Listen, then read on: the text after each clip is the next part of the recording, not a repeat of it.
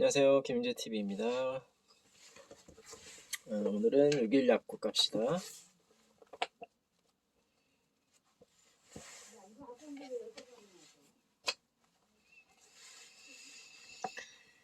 어, 58페이지부터 읽겠습니다.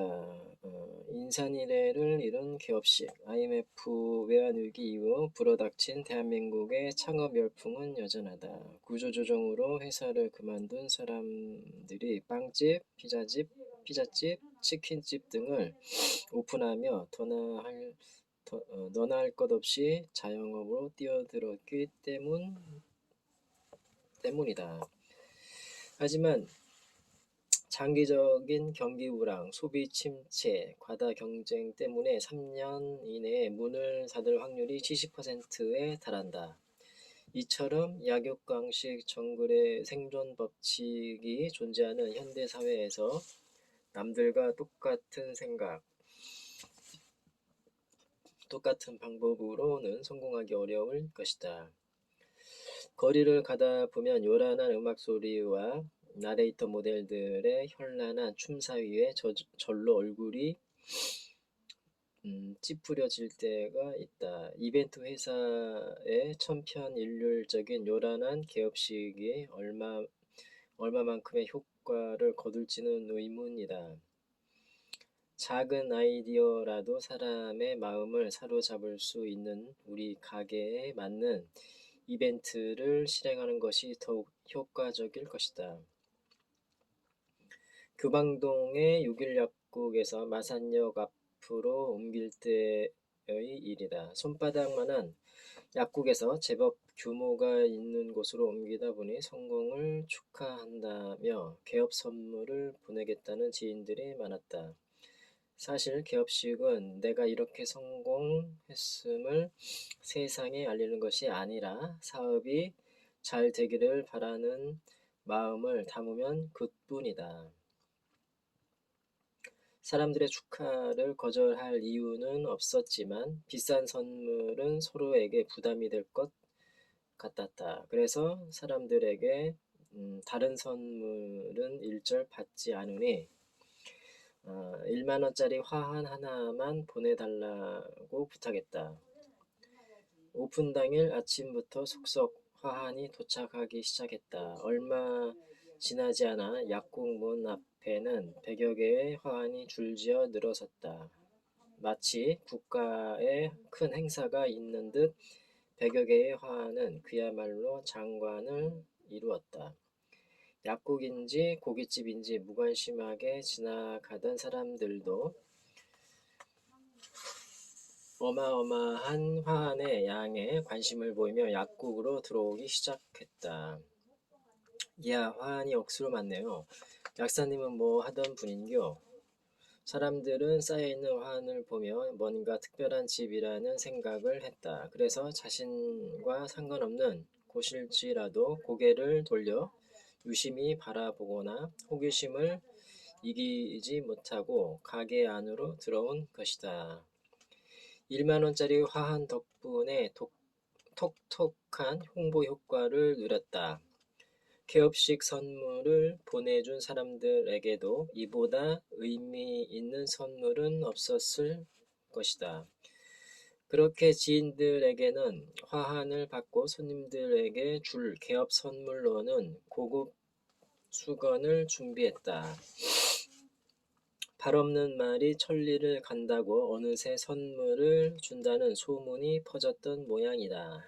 점심시간이 지날 무렵 예상외에 많은 사람이 약국을 찾아오기 시작했다. 그들은 드링크나 소화제같이 가장 저렴한 약품을 사고 수건을 받아갔다.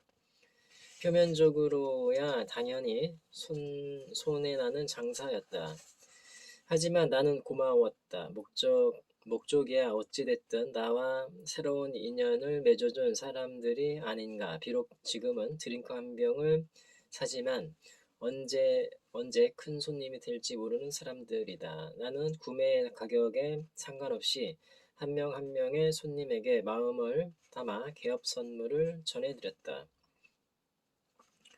가끔 본인은 물론 할머니, 며느리, 손자 등 온 가족이 연달아 약국을 찾는 집도 있었다.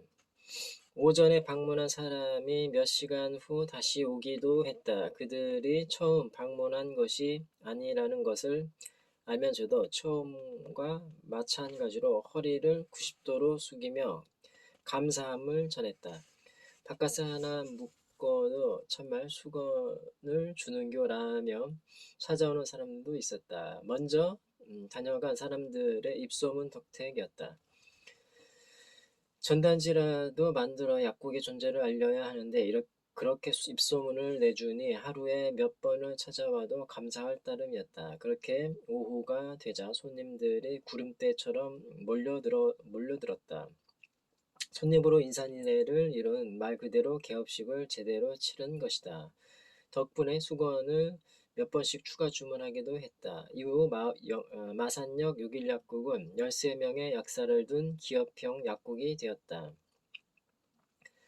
약사 숫자로만 보면 19명의 약사가 있다는 종로의 보령약국 다음으로 대한민국에서 큰 규모였다. 진해, 창원, 함안, 고성, 거제에서 오는 고객이 몇십만 명은 좋게 되었을 것이다. 의료보험의 확대와 약사의 과잉 배출로 동종업계가 사양길로 접어들던 환경을 생각하면 매우 놀라운 성장이라 할 수 있다.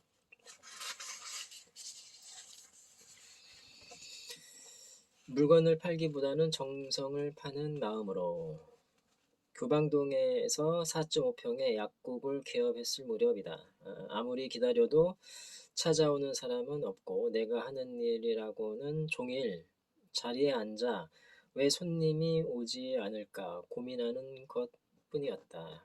약국이 작다고 약의 효능이 떨어지는 것도 아니다. 그런데 무심한 사람들은 쉽게 약국 문을 열지 않았다. 도대체 어떻게 하면 한 사람이라도 더 약국을 찾을 것인가 생각하던 차에 반가운 얼굴이 약국 문을 열고 들어왔다.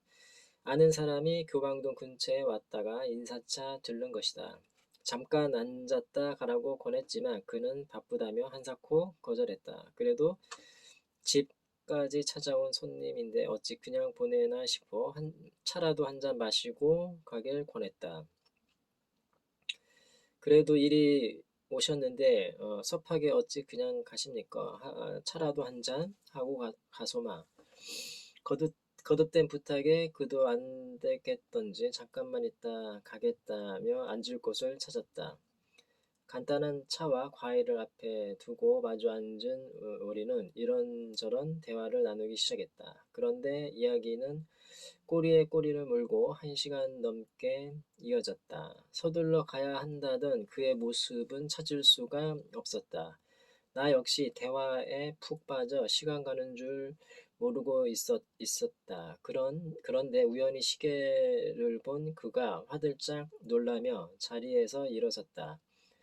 뭐가 그렇게 재미있었는지 우리는 2시간 가까이 대화를 나누고 있었던 것이다. 손님을 배웅하고 다과상을 치우는데 그가 앉았던 자리가 새롭게 보이기 시작했다.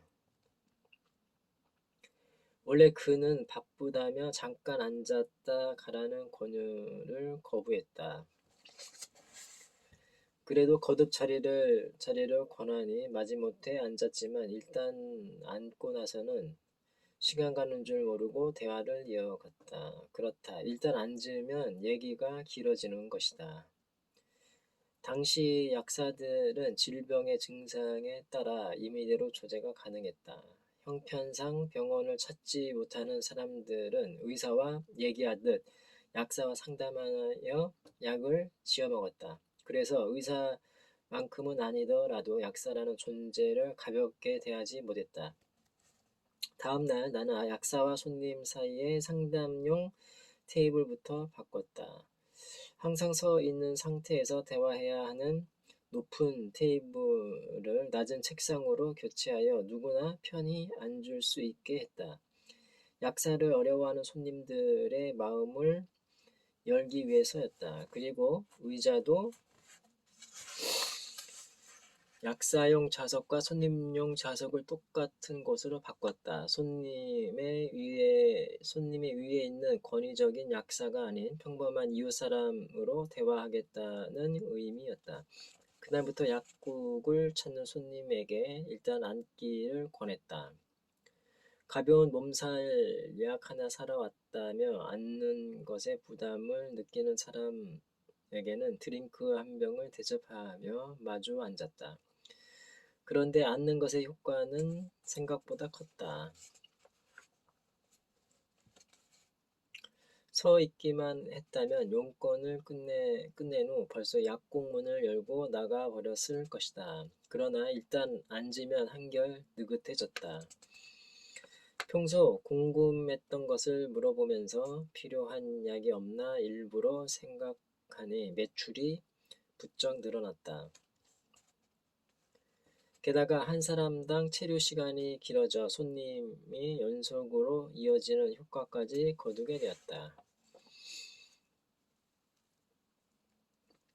손님들이 뭐뭐 약 주세요가 아니라 3일 전부터 목이 아프고 라며 증상을 자세히 설명하기 시작했다. 이렇게 시작된 상담은 환자의 궁금증이 해소될 때까지 이어졌다.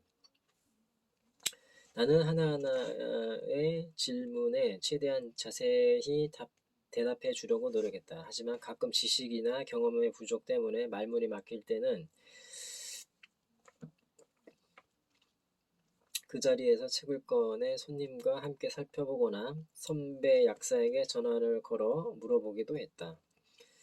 그래도 해결이 안 되는 것은 다음에 오시면 꼭 답변해 드리겠다며 죄송한 마음을 담아 사과했다.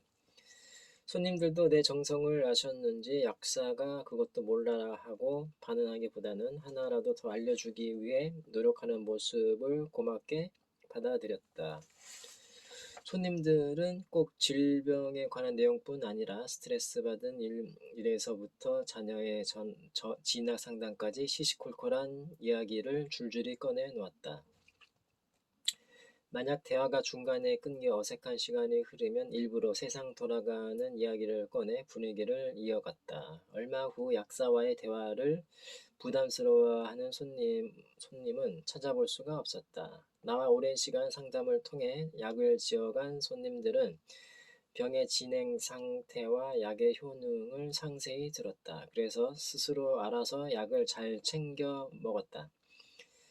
차도가 빠를 수밖에 없었다. 6일 약국의 성실한 상담과 빠른 효과를 본 사람들은 누가 시키지 않았음에도 스스로 약국의 홍보맨이 되었다. 약사인 내가 자리에 없어도 손님들은 스스럼 없이 약국으로 모여들었다. 그들은 마음의 상처를 넋두리로 풀어냈다. 사람들과의 대화를 통해 자가 치료를 받고 있었다. 네, 오늘은 여기까지 읽겠습니다. 감사합니다. 김영재 TV였습니다.